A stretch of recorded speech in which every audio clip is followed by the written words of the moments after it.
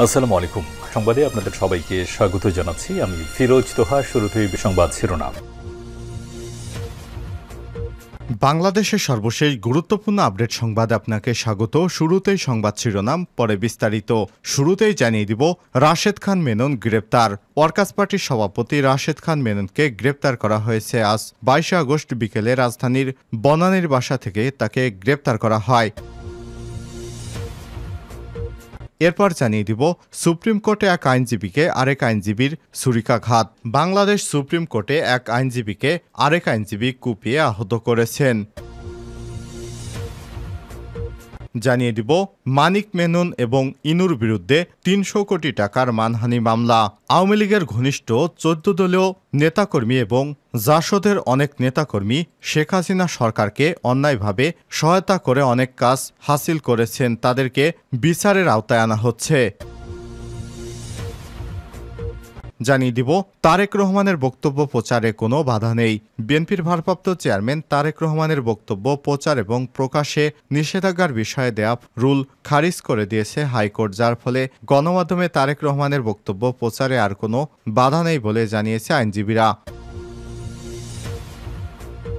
এদিকে ফেনীর বন্যা পরিস্থিতিতে জরুরি যোগাযোগ নম্বর এনডিসি এবং নির্বাহী ম্যাজিস্ট্রেট ফেনী তানবির আহমেদ 01713 187304, মেজর ফাহিম সেনাবাহিনী 01769 333 192, লেফটেন্যান্ট কমান্ডার সাইফুল নৌবাহিনী 01769 754 103। এদেরকে ফোন করে আপনারা বন্যা পরিস্থিতির জরুরি কোনো প্রয়োজনে তাদের সঙ্গে যোগাযোগ করে সাহায্য নিতে পারবেন। এবং সর্বশেষ জানিয়ে দিব, আওয়ামী লীগ নিষিদ্ধ চেয়ে রিটের শুনানি পিছিয়ে রোববার। ছাত্র জনতার নির্বিচারে হত্যা দেয় আওয়ামী লীগকে নিষিদ্ধ এবং নিবন্ধন বাতিল চেয়ে দায়ের করা রিটের শুনানি পিছিয়ে আওয়ামী লীগ রোববার 25 আগস্ট দিন ধার্য করেছে হাইকোর্ট। রাষ্ট্রপক্ষের সময়ের আবেদনের পরিপ্রেক্ষিতে বৃহস্পতিবার 22 আগস্ট বিচারপতি AK-M আসাদুজ্জামান এবং বিচারপতি মোহাম্মদ মাহবুবুল ইসলামের হাইকোর্ট বেঞ্চ শুনানির জন্য এই দিন ধার্য করেছেন। প্রিয় দর্শক, এতক্ষণ শুনছিলেন সংবাদ শিরোনাম, এবারে বিস্তারিত। তবে তার আগে বন্ধুরা, অনুরোধ থাকবে সংবাদটিতে একটি লাইক দিন। এই চ্যানেলে আপনি নতুন হয়ে থাকলে আমাদের সংবাদটি দেখতে দেখতে চ্যানেলটি সাবস্ক্রাইব করে রাখুন, যাতে করে বন্ধুরা আমাদের পরবর্তী লেটেস্ট আপডেট সংবাদগুলো সবার আগে আপনার কাছে পৌঁছে যায়। কমেন্ট করে আপনার মূল্যবান মতামত জানিয়ে দিন আপনি বিশ্বের কোন দেশ থেকে আমাদের সংবাদটি দেখছেন এবং শুনছেন। এবারে বিস্তারিত।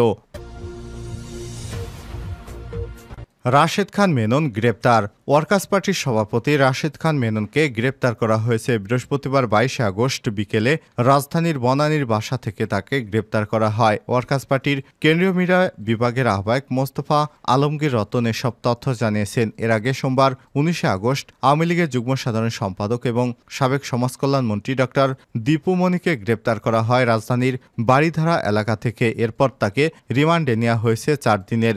অভিযোগ আছে, 14 দল এবং ওয়ার্কার্স পার্টি সহ বিভিন্ন দলই শেখ হাসিনাকে নির্দেশনা দেওয়ার পরই ছাত্র জনতার উপর তারা গুলিবর্ষণ করেছিল। এ কারণে তিনি দোষী সাব্যস্ত হবেন। সুপ্রিম কোর্টে এক আইনজীবীকে আরেক আইনজীবীর ছুরিকাঘাত। বাংলাদেশ সুপ্রিম কোর্টে এক আইনজীবীর ছুরিকাঘাতে আরেকজন আইনজীবী আহত হয়েছেন। আহত আইনজীবীর নাম ব্যারিস্টার মোহাম্মদ আশরাফুল ইসলাম বলে জানা গেছে। বৃহস্পতিবার 22 আগস্ট দুপুর 1:15টার দিকে আইনজীবী সমিতির শেরিবাংলা 1 ফজলুল হক ভবন 2005 নম্বর কক্ষে এই ঘটনা ঘটে। এ ঘটনার পর রক্তাক্ত অবস্থায় এই আইনজীবী সাংবাদিকদের বলেন, আমি আমার কক্ষে বসেছিলাম, এ অবস্থায় অ্যাডভোকেট আব্দুল কাইম হত্যার উদ্দেশ্যে আমাকে ছুরিকাঘাত করেন। আমি এই হামলার বিচার চাই।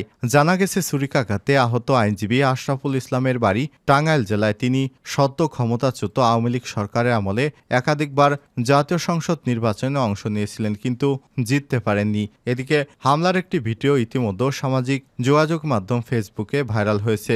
ওই ভিডিওতে দেখা গেছে হামলার পর আহত আইনজীবী ব্যারিস্টার আশরাফুল ইসলামের মাথার বাম পাশ দিয়ে রক্ত ঝরছে। ভিডিওতে আহত আইনজীবীকে বলতে শোনা যায়, আমি আমার কক্ষে বসেছিলাম, অ্যাডভোকেট কায়ুম নামে এক আইনজীবী হঠাৎ এসে আমাকে বলে, তুই কোর্টে ডিস্টার্ব করস, তোকে আমি ছাড়ব না। এরপর আমাকে ছুরি দিয়ে আহত করা হয়, আমাকে কোপাতে থাকে। জিয়াউর রহমানকে কটূক্তি করায় মানিক মেনন ইনুর বিরুদ্ধে ৩০০ কোটি টাকার মানহানির মামলা। বিএনপির প্রতিষ্ঠাতা প্রাত রাষ্ট্রপতি জিয়াউর রহমানকে নিয়ে আপত্তিকর মন্তব্য করায় সুপ্রিম কোর্টের সাবেক বিচারপতি এইচ.এম. শামসুদ্দিন চৌধুরী মানিক, ওয়ার্কার্স পার্টির সভাপতি রাশেদ খান মেনন, জাসদের সভাপতি হাসানুল হক ইনুর বিরুদ্ধে ৩০০ কোটি টাকার মানহানির অভিযোগে মামলা দায়ের করা হয়েছে। আজ ঢাকার মেট্রোপলিটন ম্যাজিস্ট্রেট ৭ সাইফুল ইসলামের আদালতে মোহাম্মদ জিয়াউল হক নামে এক আইনজীবী এই মামলা করেন। বিচারক সাইফুল ইসলাম মামলা আমলে নিয়ে পুলিশ ব্যুরো অব ইনভেস্টিগেশন পিবিআইকে তদন্তের নির্দেশ দিয়েছে। আদালত আগামী ২৩/১০/২০২৪ তারিখে প্রতিবেদন দাখিলের জন্য আদেশ দিয়েছে। এ তথ্য যুগান্তরকে নিশ্চিত করেছে অ্যাডভোকেট ইমরান হোসেন। মামলার আবেদনে অভিযোগ করা হয়েছে শামসুদ্দিন চৌধুরী মানিক ২০২২ সালে ৩ অক্টোবর চ্যানেল আইয়ের এক টক শোতে মেট্রোসিম টু দ্য পয়েন্ট জিয়াউর রহমানকে রাজাকার এবং যুদ্ধ অপরাধী হিসেবে অভিহিত করেন। গত বছরের ১৫ ফেব্রুয়ারি একটি সেমিনারে বলেন জিয়াউর রহমান মুক্তিযোদ্ধা ছিলেন না, তিনি ছিলেন মুক্তিযুদ্ধে অনুপ্রবেশকারী। ২০২৩ সালের ১৯ জুলাই ভিন্ন অনুষ্ঠানে হাসানুল হক ইনু এবং রাশেদ খান মেনন জিয়াউর রহমানকে নিয়ে বিদ্রূপ মন্তব্য করেন। এছাড়াও আসামিরা বিভিন্ন সময়ে জিয়া পরিবার নিয়েও বিরূপ মন্তব্য করেন। অভিযোগে বলা হয়েছে এতে করে জিয়াউর রহমান এবং তার পরিবারে অন্তত ৩০০ কোটি টাকার সম্মানহানি হয়েছে। তারেক রহমানের বক্তব্য প্রচারে কোনো বাধা নেই। বিএনপির ভারপ্রাপ্ত চেয়ারম্যান তারেক রহমানের বক্তব্য প্রচারে আর কোনো বাধা নেই বলে জানিয়েছে হাইকোর্ট, যার ফলে গণমাধ্যমে তারেক রহমানের বক্তব্য প্রচারে আর কোনো বাধা থাকল না বলে জানিয়েছে আইনজীবীরা। বৃহস্পতিবার ২২ আগস্ট বিচারপতি মোহাম্মদ খসরুজ্জামান এবং খায়রুল আলমের নেতৃত্বাধীন হাইকোর্টের বিশেষ বেঞ্চ এ বিষয়ে রুল খারিজ করে দেয়। ২০১৫ সালের ৭ই জানুয়ারি তারেক রহমানের বক্তব্য গণমাধ্যমে প্রচারের উপর নিষেধাজ্ঞা দেয় হাইকোর্ট। একই সঙ্গে রুল জারি করা হয়। রুলে তারেক রহমানের বক্তব্য প্রকাশ এবং প্রচার নিষিদ্ধ করতে প্রয়োজনীয় পদক্ষেপ নিতে কেন বিবাদীদের নির্দেশ দেওয়া হবে না তা জানতে চাওয়া হয়। ওই রুল শুনানির জন্য ৮ বছর পর হাইকোর্টে আবেদন জানায় রিটকারীর পক্ষ, কিন্তু তারেক রহমানের ঠিকানা ভুল থাকায় নোটিশ সঠিকভাবে জারি হয়নি। এ কারণে ঠিকানা সংশোধন করে ফের আবেদনের দাখিলের নির্দেশনা দেয় হাইকোর্ট। ওই নির্দেশনা মোতাবেক তারেক রহমানের ঠিকানা সংশোধন করে নোটিশ জারির নির্দেশ দেয় আদালত।